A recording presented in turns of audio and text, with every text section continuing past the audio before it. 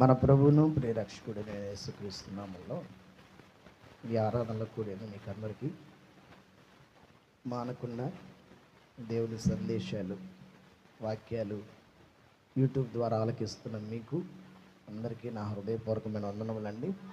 అందరికీ వందనములు, స్తోత్రాలు. కీర్తనలు 128వ కీర్తన 2వ వాక్యం చదువుకుందాం. నిశ్చయముగా నీవు నీ చేతుల కష్టార్జితము అనుభవించెదవు. నీవు ధన్యుడవు, నీవు ధన్యురాలివి, నీకు మేలు కలుగును. నిశ్చయముగా నీవు నీ చేతుల కష్టార్జితమును అనుభవించదు. శాపాన్ని అనుభవిస్తున్నావా? లేమిడితనాన్ని అనుభవిస్తున్నావా? దరిద్రతను అనుభవిస్తున్నావా? కీడును అనుభవిస్తున్నావా? నిందల్ని అనుభవిస్తున్నావా? ఏ అనుభవాల గుండా నువ్వు వెళుతున్నావో ప్రభు నీతో ఏమని వాగ్దానం చేస్తున్నారు అని అంటే, నిశ్చయముగా నువ్వు శాపాన్ని కాదు ఇక అనుభవించేది, దరిద్రతను కాదు నువ్వు అనుభవించేది, నిందల్ని కాదు నువ్వు ఇక అనుభవించేది, నీవు నీ చేతుల కష్టార్జితాన్ని అనుభవించబోతున్నావు. నా దేవుని మాటలు ఆలకిస్తున్నటువంటి నీవు కోరుకోవాల్సింది, ఏదైనా అన్యాయంగా వస్తే దాన్ని అనుభవిద్దాం, అక్రమంగా సంపాదించిన దాన్ని అనుభవిద్దాం అనే మనస్సు కాదు నీకు ఉండాల్సింది. నీకే మనస్సు ఉండాలి అని అంటే, నా కష్టార్జితాన్ని నేను అనుభవిస్తే చాలు. ఎవరి కష్టార్జితం? ఇంకొకళ్ళ కష్టమా? నీవు నీ కష్టార్జితాన్ని అనుభవించటం వల్ల నీకేం కలిగిద్ది? మేలు కలిగిద్ది. మేలు ఎలా కలిగిద్ది అని ఇక్కడ వాక్యం చెప్తా ఉంది అని అంటే, నీవు నీ కష్టార్జితాన్ని అనుభవించాలి. నీవు ఇంకొకరి కష్టార్జితాన్ని అనుభవించకూడదు. నీ కష్టార్జితాన్ని నీవు అనుభవిస్తే అది నీకు మేలు. ఈ రోజున నీ కష్టార్జితాన్ని నీవే అనుభవిస్తున్నావా? ప్రసంగి 5వ అధ్యాయం 18వ వాక్యం చదవండి. ఇప్పుడు మీరు ఈ ఆరాధనలో మీరు కోరుకోవాలి. హల్లెలూయా. మీరు ఈ ఆరాధనలో కోరుకోవాలి, మీరు కోరినది ప్రభు మీకు దయచేయునుగాక. కోరుకోదగినది గాను, చూడముచ్చటగాను. దేవుని బిడ్డలారా, మీరు శ్రద్ధగా వినాలి ఈ మాటలు. కోరుకోదగినది గాను, చూడముచ్చట అయినది గాను నాకేం కనబడిందంటే,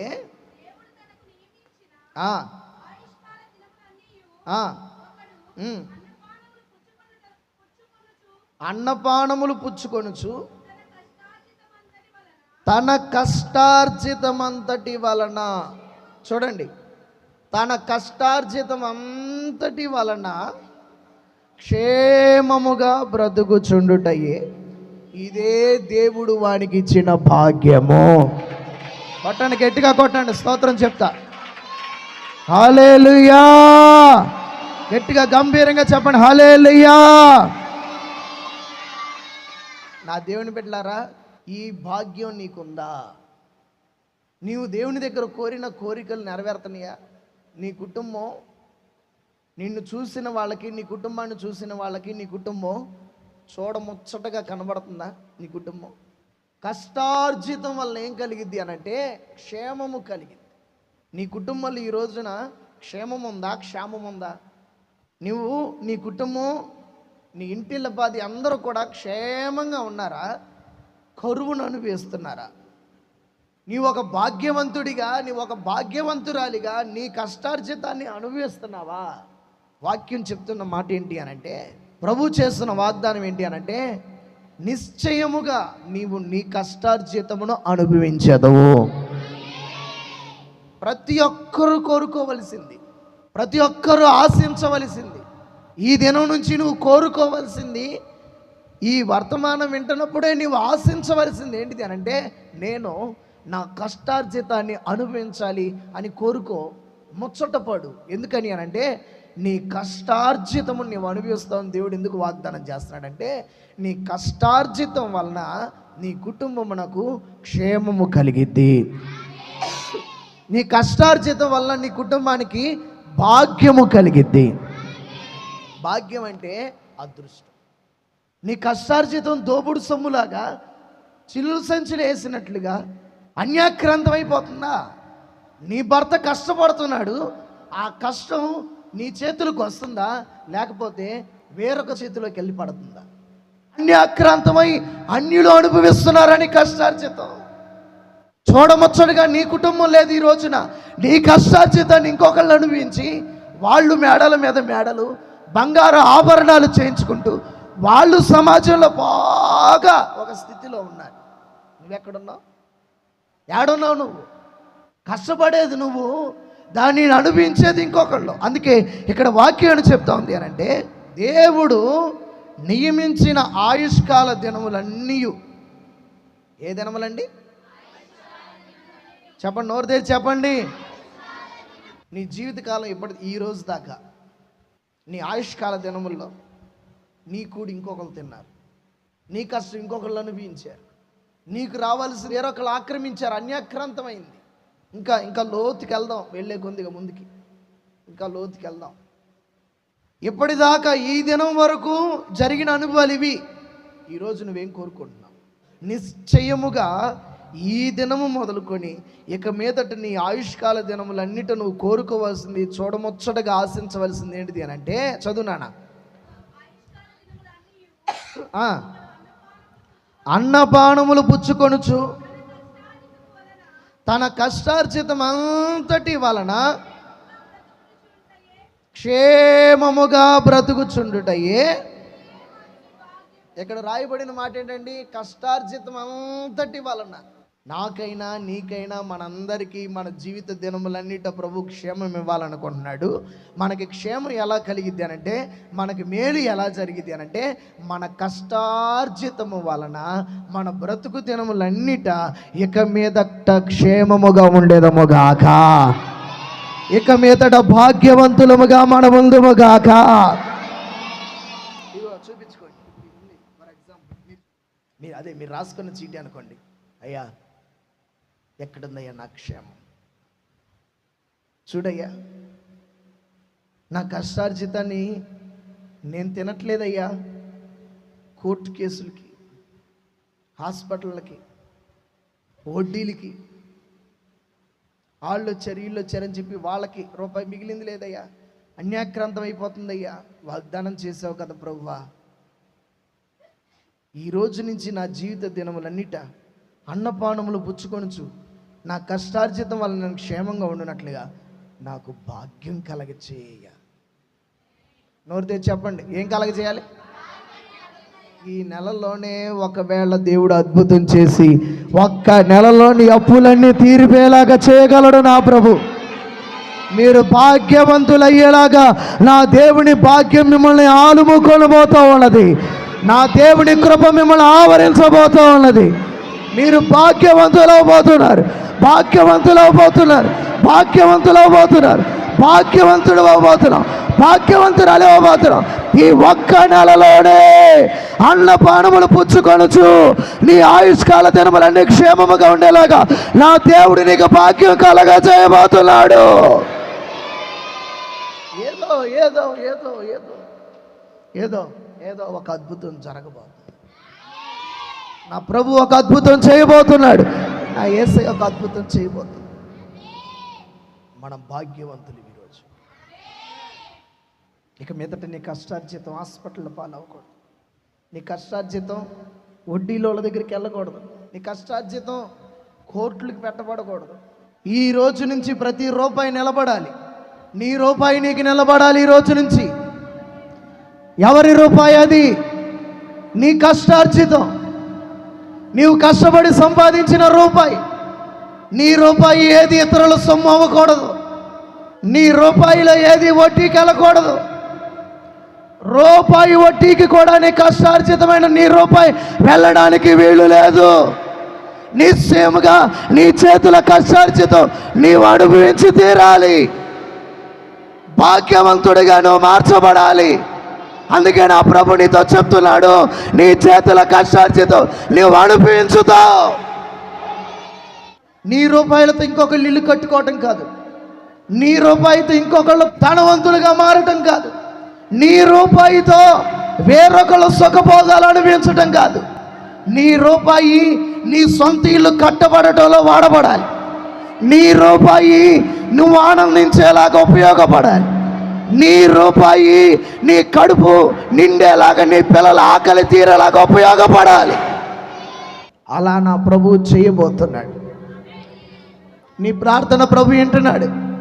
ఆసక్తిగా ప్రార్థన చెయ్యి. ఒక్క రాత్రి ఎర్ర సముద్రాన్ని దాటించిన నా దేవుడు ఈ నెలలో నీ కొరకు అద్భుతం చేయనుగాక, అద్భుతం చేయనుగాక, అద్భుతం చేయనుగాక, అద్భుతం చేయనుగాక. శబతుర బరికలతుర ప్రవచన నెరవేర్చబడలు గాక. అదిగో నా దేవుడి మేఘని మీద దిగి వస్తుంది, నా దేవుడి కనికరుని మీద కురుస్తుంది, నా దేవుడి ప్రత్యక్షతని కలుగుతుంది, అద్భుత ద్వారాలు తెరవబడుతున్నాయి. ప్రసంగి 5:19. మరియు దేవుడు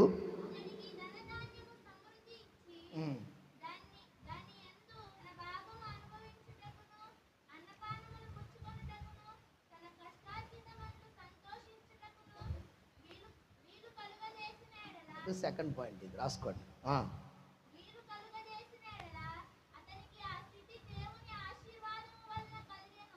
హల్లెలూయా.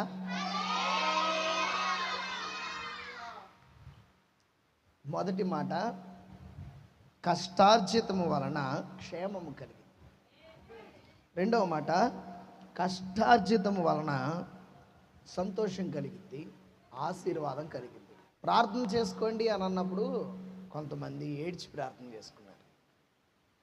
వారి ఏడుపు చెప్తుంది వారికి సంతోషం లేదని.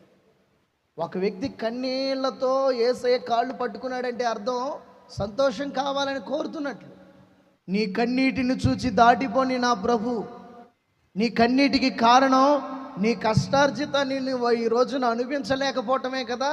భార్య తన భర్త దగ్గర ఏడుస్తుంది. ఏమండి, మీరు ఎంతగానో కష్టపడుతున్నారు, ఉదయం చీకటితో వెళుతున్నారు, రాత్రి పొద్దుగూకిన తర్వాత వస్తున్నారు, పిల్లలు పడుకుంటూ పోతున్నారు, మీరు వచ్చేపాటికి చాలా కష్టపడుతున్నారు మన కుటుంబం కోసం. మరి కష్టపడుతున్న భర్తను చూసి భార్య ఎందుకు ఏడవాలి?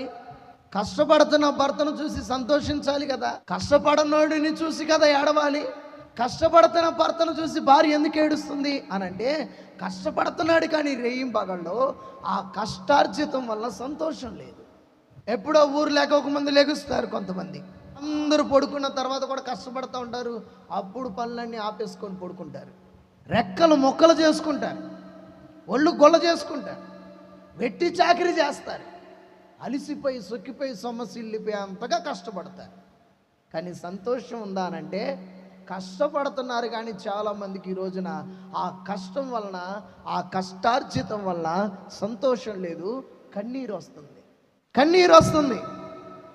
ఎందుకని ఇక్కడ చెప్పబడుతున్న మాట ఏంటి అనంటే, కష్టార్జితము వలన సంతోషించుటకు ముందు దేవుడు వీలు కలగ చేయాలి కదా. దేవుడు వీలు కలగ చేసి ఆశీర్వాదపు స్థితి కలగ చేయాలి కదా. దేవుని బిడ్డలారా, కొంతమంది నాకు చెప్తే ప్రార్థన చేస్తాను కదా, కొంతమంది నాకు చెప్పే మాట ఏంటంటే, జీతం 50,000, జీతం 40,000, జీతం ఎంత వచ్చిందో తెలుసా? 70,000. ఉద్యోగం చేస్తున్నప్పుడు 60,000, 70,000, 50,000, 40,000. ఈ 40,000 జీతగాళ్ళు, ఈ 50,000 జీతగాళ్ళు, ఈ 70,000 జీతగాళ్ళు వీళ్ళు చెప్పే మాట ఏంటి తెలుసా? మాకు అప్పులు ఎంత ఉన్నాయో తెలుసా? 20 లక్షలు. మాకు అప్పులు ఎంత ఉన్నాయో తెలుసా అన్న? 7 లక్షలు. ఎవరైనా అప్పులు అయ్యామని చెప్పని అనగానే వాళ్ళని అడుగుతాను నేను ఒక ప్రశ్న, మీరు అప్పు ఎందుకు అయ్యారు? మీ కూతురుకి పెళ్లి చేసి అప్పు అయ్యారా, లేకపోతే ఇల్లు కట్టుకొని అప్పు అయ్యారా అని అడుగుతాను. ఎందుకని? సాయంత్రం మీకు తెలుసుగా, ఇల్లు కట్టి చూడు, పెళ్ళి అయితే ఖచ్చితంగా ఇప్పుడున్న రోజులను బట్టి మనది ఇంట్లో, ఏ ఇంట్లో పెళ్ళి అయితే ఖచ్చితంగా ఆ ఇంట్లో అప్పులు. ఎవరు ఇల్లు కట్టుకుంటారో ఖచ్చితంగా ఆ ఇల్లు గల్ల వాళ్ళు అప్పులు. నేను వస్తుంటే నా కళ్ళకి ఒక మంచి సుందరమైన బిల్డింగ్ ఒకటి కళ్ళల్లో పడింది, చాలా బాగుంది. బయటికి నా కళ్ళకి కనపడగానే ఎంత బాగుందో అని అనుకున్నా, మనసులో మాత్రం ఇంకొక ఆలోచన, ఎంత అప్పు చేసి కట్టారో. ఇల్లు కట్టుకోవడానికి అప్పు చేసి కట్టావా, సొంత డబ్బులు కష్టార్జితం వల్ల కట్టావా? నా దేవుని బిడ్డలారా, 50,000 70,000 చెప్తున్న అనువు ఏంటి అనంటే లక్షల రూపాయల అప్పులు చూపిస్తున్నారు వాళ్ళు. మరి ఈ నెల జీతం వీళ్ళకి ఎంత జీతం? ఇంతప్ప. ఒక ఈవెంట్ చేస్తే ఇన్ని వేలు వస్తాయి, ఒక ప్రాజెక్ట్ చేస్తే ఇన్ని లక్షలు వస్తాయి, ఒక వర్క్ కంప్లీట్ చేస్తే ఇన్ని వేలు వస్తాయి అనే వ్యక్తి ఇన్ని లక్షల రూపాయల అప్పులు ఎందుకున్నారు? ఇదిగో ఈ ప్రసంగిలో దేవుని వాక్యం చెప్తున్న మాట ఏంటి తెలుసా? కష్టపడుతున్నావు, కానీ నువ్వు కష్టపడిన దాన్ని నువ్వు అనుభవించాలి అని అంటే గనక దేవుడు నీకు ఆ స్థితి కలగ చేయాలి, లేకపోతే అనుభవించలేవు. నువ్వు కష్టపడుతున్నావు, నువ్వు కష్టపడినది నువ్వు అనుభవించేలాగా, నువ్వు కష్టపడినది మంచి ఇల్లు కట్టుకునేలాగా నా దేవుడు అనుభవించే స్థితి నీకు కలగజేయుగాక. నీ కష్టార్జితము వలన ఈ నెల మొదటి రోజునే నా ప్రభు చెప్తున్నాడు, నీ స్థితి మారాలి, నీ స్థితి మారాలి. నలుగురు చూసి నవ్వుతున్న రీతిగా ఉన్న నీ స్థితి, నలుగురు దగ్గరికి వెళ్ళి చేతులు చాపేలాగా నీ స్థితి యేసయ్య మార్చునుగాక. నీ స్థితి మారాలి, నీ స్థితి మారాలి. నీ స్థితి మార్చడానికే ధనవంతుడైన యేసయ్య దరిద్రుడైపోయాడు. కలువారి సిలువలో వేలాడదీయబడ్డాడు. ఒక ఉన్నత స్థితి కలగ చేయడానికి నా స్థితి మారబోతుందని విశ్వాసంతో చెప్పండి. దేవుని బిడ్డలారా, విశ్వాసంతో పలకండి. విశ్వాసంతో పలికింది ఏదైనా సరే ఖచ్చితంగా జరిగి తీరు. విశ్వాసం లేనిది మృతం. ఈ విశ్వాసంతో నేను మీకు ఇస్తున్న ఈ వాగ్దానపు విత్తనం, ఇది విత్తనం, విశ్వాస సంబంధమైన విత్తనం. ఇది మీలో చావకుండా ఇది మొలకెత్తి బహుగా ఫలించాలి అని అంటే విశ్వాసం ఉండాలి. మీరు విశ్వాసం లేనిది మృతమైంది. విశ్వాసంతో పలకండి. మీ జీవితాలలో కూడా దేవుడు అలా కలగ చేయనుగాక. ఇక్కడ చెప్తున్న మాట ఏంటి అని అంటే నీ కష్టార్జితం వలన నీకు ఈ నెల నుంచి సంతోషం కలుగునుగాక.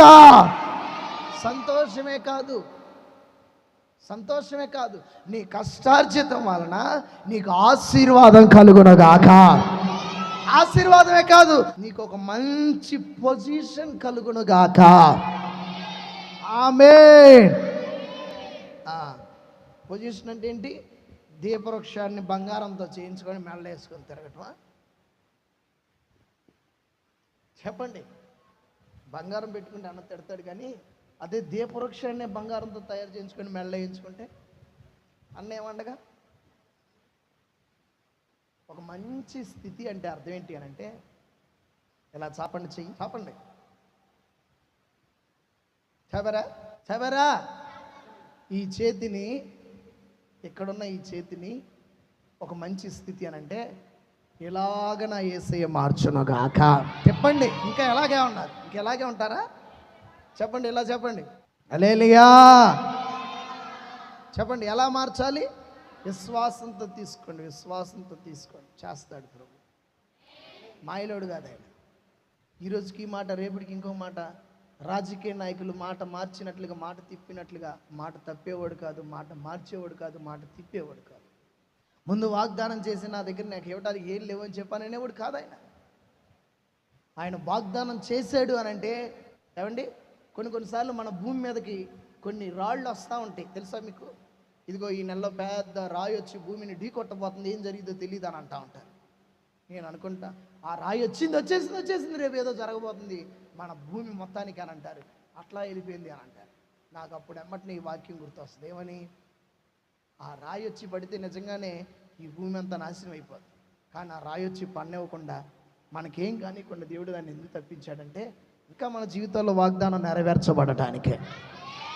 భూమి ఆకాశం గతించిపోయినా నా మాటలు ఏమాత్రమునో గతించో. వీటికి టైం అయిపోయినా, ఎక్స్పైరీ డేట్ అయిపోయినా, కానీ ఈ భూమికి ఎక్స్పైరీ డేట్ అయిపోయినా, ఆకాశానికి ఎక్స్పైరీ డేట్ అయిపోయినా, వీటిని దేవుడు ఎందుకు నిలుపుతాడో తెలుసా? నేను నా కుమారుడికి ఇచ్చిన వాగ్దానం నెరవేర్చబడాలి, అప్పుడు దాకా ఆగు నువ్వు అని అంటాడు. ఆయన మాట నీతో చెప్పింది నెరవేర్చేదాకా దేనిని గతించిపోనేవాడు. మూడవ మాట, యెషయా ప్రవచన గ్రంథం 65:21 నుంచి. ఆమె చెప్పు. ఇల్లు లేని వాళ్ళు చేయొద్దండి. దేవుడు మీకు సొంత ఇల్లు కట్టించుకునే భాగ్యము దయచేయనుగాక. ప్రభు చెప్తున్నాడు, జనులు ఇండ్లు కట్టించుకొని ఆ ద్రాక్ష తోటలు నాటించుకొని వాటి ఫలములను అనుభవింతురు. మీరు ఇల్లు కట్టుకొని వాటిలో కాపురం ఉందరు. ఈ నెలలో మీరు ఇల్లు కట్టుకోవాలి. మీ సొంత ఇంటి కొరకు అద్భుతాలు జరిగి దేవుడు ద్వారాలు తెరవాలి. ద్రాక్ష తోటలు నాటించుకొని వాటి ఫలములను అనుభవించుదురు. మీరు కట్టుకున్న ఇళ్లలో ఇంకొకళ్ళు కాపురం ఉండరు. అంటే దీనికి అర్థం ఏంటి అంటే మేము అద్దెకిచ్చుకోద్దా అన్నయ్య అంటారేమో. ఆ లెక్కలో కాదు. మీరు కట్టుకున్న ఇళ్ళలో ఇంకొకళ్ళు అంటే కొన్ని రోజులు ఉంటాము. వచ్చారా? ఎన్ని రోజులు అవుతుంది? వాళ్ళు కొన్ని రోజులు అయిందా, కొన్ని సంవత్సరాలు అయిందా? ఎవరు కట్టారా ఇల్లు? నువ్వు కట్టుకున్నావు. నువ్వు కట్టుకున్న ఇంట్లో ఇంకొకళ్ళు ఎందుకున్నారు అన్నాడు ఆయన. నువ్వు కట్టుకున్న ఇంట్లో వేరొకరు ఇంకా కాపురం ఉండలేరు. వారు నీ ఇంట్లో సుఖ నివాసం చేయలేరు. ఆమేన్. నీకు ఒక ఇల్లు ఉంది అంటే నీ భర్త ఇంటిలో, నీ భర్త హృదయంలో స్థానం ఎవరిది? నీది. కానీ వేరొకరు కాపురం ఉన్నారు ఆ ఇంట్లో. ఇక నుంచి వేరొకరు కాపురం ఉండరు. హల్లెలూయా. నీవు నాటుకున్న వాటిని వేరొకరు అనుభవించరు. చక్కటి మాట ఇక్కడ ఏమని రాస్తుందో తెలుసా? మీరు వృక్షమంత ఆయుష్ పొందుదురుగాక. ఎంత ఆయుష్? వృక్షమంత ఆయుష్ నాకు ఎందుకయ్యా? ఇంకా నేను ఏర్పరచుకున్నాను నిన్ను. ఆ మాట ఉందా లేదా అక్కడ? నేను ఏర్పరచుకునిన వారు తాము చేసుకునిన దాని ఫలమును పూర్తిగా అనుభవించరు. కింద ఇంకో మాటను చదవండి. వృధాగా పిల్లల్ని కనరు, వృధాగా ప్రయాసపడరు, ఆకస్మికముగా కలుగు అపాయము నందుటకై పిల్లలను కనరు. వారు యెహోవా చేత ఆశీర్వదించబడిన వారు అగుదురు. వారి సంతానపు వారు నీ పిల్లలు నీ దగ్గరే ఉందరు. నీ పిల్లలు ఆశీర్వదించబడుదురు. నీ పిల్లలు మధ్యలో చావరు. నీ పిల్లలకి పెళ్ళిళ్ళు అవుతాయి. నీ పిల్లల ఉద్యోగాలు చేస్తారు. నీ పిల్లలు ఆశీర్వదించబడతారు. నీ పిల్లలు ఎలా పడితే అలా ఉండరు. ఎంత అనిపిస్తా? పూర్తిగా నువ్వు అడగండి, అయ్యా నా సేవ ఫలాన్ని నేను పూర్తిగా అనుభవించాలి. మీరు అడగండి, అయ్యా నా కష్టార్జితాన్ని పూర్తిగా నేను అనుభవించాలి.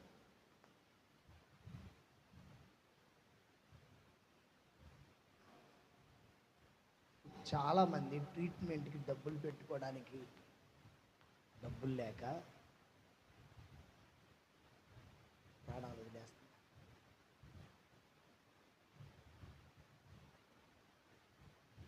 హాస్పిటల్లోకి వెళ్ళి చూస్తే చాలామంది ట్రీట్మెంట్ చేయించుకోవడానికి డబ్బులు లేక,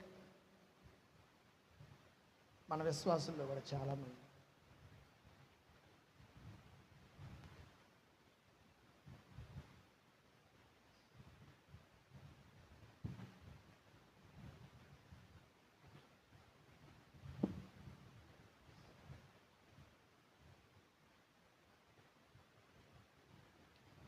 ట్రీట్మెంట్ చేయించుకోవడానికి డబ్బులు లేక హాస్పిటల్కి వెళ్ళడానికి భయం వేస్తుంది. హాస్పిటల్కి కూడా వెళ్ళా కొంతమంది. చాలామందికి రోగాలు ముదిరిపోతున్నాయి.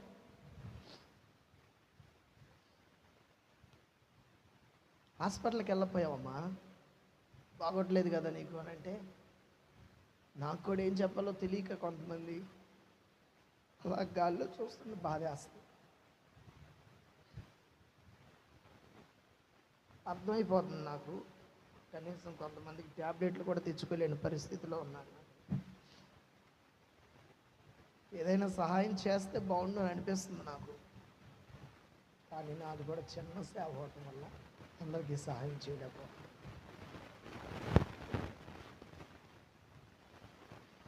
విశ్వాసులకి నేనే చూపించుకుందామని అనుకుంటూ ఉంటాను కొన్నిసార్లు.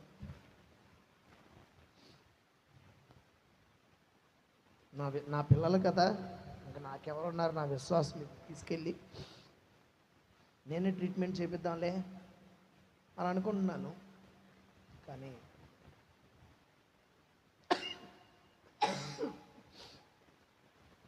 సరైన వసతులు లేక చూపించుకోలేకపోతాం. మళ్ళోళ్ళ నుంచి ఒక ఇద్దరు ఫోన్ చేశారు, మొన్న పెద్ద తల్లులు, చాలా సీరియస్గా ఉంది అని అన్నారు. ఆ 2 రోజులు నా కళ్ళల్లో వాళ్ళే కనపడతా ఉన్నారు. ఎందుకంటే ఇప్పటికే నేను ఇద్దరిని పోగొట్టుకున్నాను. మళ్ళీ ఎవరికి ఏమైద్దా అని ఒక భయం, ఒక బాధ, ఒక దిగులు, ఒకటే ఆలోచన. ఇంకేం చేయాలో అర్థం కాక చేయగలిగింది ఒకటే ఉంది కనుక రూమ్లో మోకరించి ప్రార్థన చేశాను. దేవుడు వాళ్ళని జ్ఞాపకం చేసుకొని ఆరోగ్యంగా ఉంచాడు. మీకెవరికైనా బాగోలేదని తెలిస్తే, సీనన్నయ్య నువ్వు నేను చెప్పావు కదా, నాకు ఆ రోజు నుంచి నీ గురించి ఒకటే ఆలోచన. మీకెవరికైనా బాగోలేదని చెప్తే ముందు బాధపడేది నేనే, ముందు ఉపవాసం ఉండేది నేనే. ప్రభు మిమ్మల్ని గురించి తలంచుచూ ఉన్నారు. ఆమేన్. అందుకే ప్రభు చెప్తున్నాడు, నీ ఇంట్లో నువ్వే కాపురం ఉండాలని దేవుడు కోరుకుంటున్నాడు. ద్రాక్ష తోట ఫలములు నువ్వు అనుభవించాలి. వృక్షమంత ఆయుష్ను పొందుకోవాలి. రేపు గురువారం నుంచి దర్శన పండగ అనగా నాకు ఒక ఫోన్ వచ్చింది, పలానా ముసలం చచ్చిపోయింది అని. కలవరపడిపోయింది. దర్శన పండగలో ఇప్పుడు ఆ ముసలిది ఇప్పుడే సావాలా, ఆ ఊరు ప్రజలందరూ మళ్ళీ దర్శన పండగ రాకుండా ఆగిపోతారని కలవరపడతా ఉన్నాను. ఏం జరిగింది తెలుసా? నాకు వచ్చిన వార్త నిజం కాదు అని నా మనసులో విశ్వాసంతో పలికా. చచ్చిపోయిందని చెప్పి నాకు కూడా ఈ ప్రార్థన ఏంటి, సాగుకూడదు ప్రభా అని అనుకొని ప్రార్థన చేసుకొని ఇలా ఆ ముసలిది ఈ రోజుకి ఇంకా బతికే ఉంది. ఇంకా చెప్పనా, మళ్ళీ ఈ ఆదివారం కూడా ఫోన్ వచ్చింది. పొద్దున్నే ఫోన్ వచ్చింది నాకు, డొక్కలేకరేస్తుంది అన్నయ్య అని అన్నారు. ప్రార్థన చేశాడు ప్రభు, ఆరాధన అయ్యేదాకా సాగుకూడదు 2 ముసలాం. హల్లెలూయా. ఎందుకు చెప్తున్నాను ఈ సంగతి అనంటే, ఆ ప్రార్థన ముసలాన్ని సావనివ్వకుండా, మీటింగ్లకి అడ్డుపడనీయకుండా, ఆరాధనకు ఆటంకంగా రానియకుండా ఆ ముసలిదాన్ని దేవుడు అట్లా ఆపాడు. ఆమెను ఆపిన దేవుడు వృక్షం వంటి ఆయుష్ మీకు ఇవ్వడా?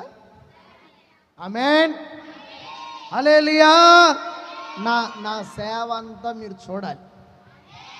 ఇది ఎలా అని అనుకుంటున్నారేమో, పూర్తిగా మనం అనుభవించేదము గాక, పూర్తిగా అనుభవించేదము గాక. ఆకస్మికముగా కలుగు అపాయము నందుటకై పిల్లలను కానారు, నీ సంతానపు వారు నీ వద్దనే ఉందరు. ఎన్ని మాటలు చెప్పానండి? మొదటి మాట, నీ కష్టార్జితం వలన నీకేం కలిగింది? రెండోదిగా, నీ కష్టార్జితం వలన నీకేం కలిగింది? సంతోషం, ఆశీర్వాదం, ఒక మంచి స్థితి కలిగింది. 3, కష్టార్జితం వలన ఆయుష్ కలిగింది. ఎలాగా? ఇప్పుడు నీ కష్టార్జితం నీ దగ్గర ఉందనుకో, హాస్పిటల్కి వెళ్ళడానికి నువ్వు ఆలోచిస్తావా? హాస్పిటల్కి వెళ్ళి చూపించుకోవడానికి, ట్రీట్మెంట్ చేయించుకోవడానికి భయపడతావా? చెప్పండి. ఎంఆర్ఐ స్కానింగ్, ఈ ఏలు స్కానింగ్ తీయించడానికి వెళ్తే మొన్న నాకు కాదు, ఇంకొక నాన్నకి ఈ చిన్న వ్రేలు ఎంఆర్ఐ స్కానింగ్ తీపించడానికి వెళ్తే దీనికి 9,000 అడిగారు. ఎంత స్వరూప, నీకు ఎంత అయిందమ్మా? 8,000 చిన్న బిట్టు ఎంఆర్ఐ స్కానింగ్ తీయడానికి. ఇప్పుడు చాలామంది హాస్పిటల్కి వెళ్ళినది ఎందుకు అని అంటే, ఆ స్కానింగ్ అని, ఈ రిపోర్ట్ అని, రక్తం తాగి బాబోయ్ ఎందుకులే అని చెప్పని ఇళ్ళ దగ్గరే ఉంటున్నారు. అదే కష్టార్జితం ఉందనుకోండి, మంచి ట్రీట్మెంట్ మీరు చేయించుకోరా? దేవుని బిడ్డలారా, మీ కష్టార్జితం వలన మీకేం కలిగింది? వృక్షము వంటి ఆయుష్. దేవుడి వాగ్దాన సందేశాన్ని మీ వెనుకలు ఆశీర్వదించి నెరవేర్చును గాక.